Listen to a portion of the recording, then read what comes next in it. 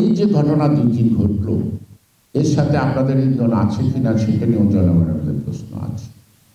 এই ঘটনা আপনারা করাচ্ছেন কেন যত নির্বাচনটা না করতে হয় সেজন্য, এমন প্রশ্ন কিন্তু জনমনে আছে।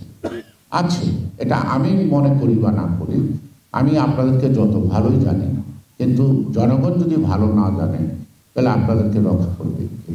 আর আপনারা সকাল বিকাল সংস্কার করতে করতে গত 2 দিন যে সংস্কার করছেন তাতে জনগণ আতঙ্কিত।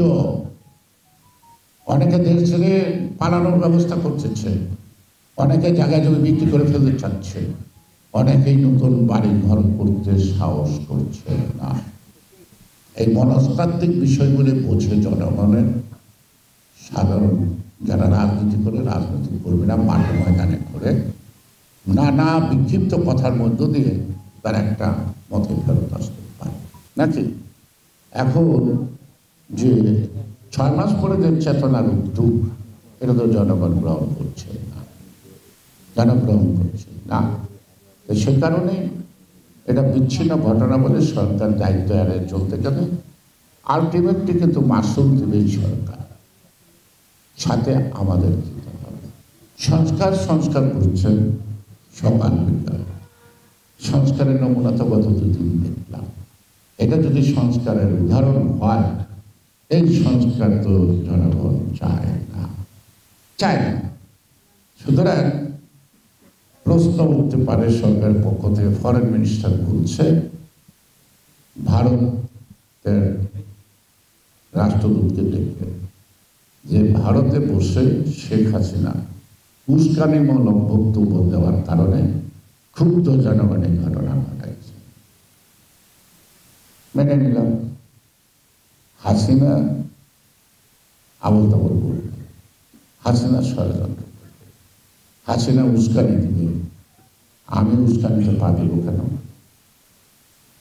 আমি আমার পথে চলব, ঠিক না? তো সুতরাং এই খোঁড়া যুক্তি দিয়ে কিন্তু দূষণমুক্ত করা যাবে না। কারা ভাঙল? সেই বিক্ষুব্ধ জনতা কারা? আইন শৃঙ্খলা বাহিনী কোথায়? এমন একটা ঘটনা বুলডোজার ভাড়া করা হয় বা তার আনুষঙ্গিক যন্ত্রপাতি ভাড়া করা হয়, বাংলাদেশের গোয়েন্দা সংস্থা কিন্তু তারা কি সঠিক সময় সঠিক রিপোর্টটা সরকারকে দেয় নাই? যদি না দিয়ে থাকে তাদের জবাব দিতে আনা যায় না। সুতরাং কে ভাঙছে আমি জানি না, কিন্তু সরকারের দায়িত্ব তাদেরকে শনাক্ত করা এবং জাতির সামনে উপস্থাপন করা। যে কোনো অন্যায়ের বিচার হবে আইনের মাধ্যমে, কারণ আইন যদি সাধারণ মানুষের হাতে উঠে যায় তখন প্রশাসন হয় অকার্যকর, আর প্রশাসন যখন অকার্যকর হয় তখন সেই সরকারের অস্তিত্ব টিকে থাকতে পারে না। আমি 6 তারিখ বা 5 তারিখ 5ই আগস্টের পর আমার প্রথম বক্তৃতায় বলেছিলাম যে পৃথিবী বদলে গেছে, অর্থাৎ শেখ হাসিনা পালিয়ে গেছে, তুমি আমি একই আছি যা ছিলাম আগে। আসলে আমরা হাসিনার আমলেও যা ছিলাম, এই সরকার আমলেও তাই আছে।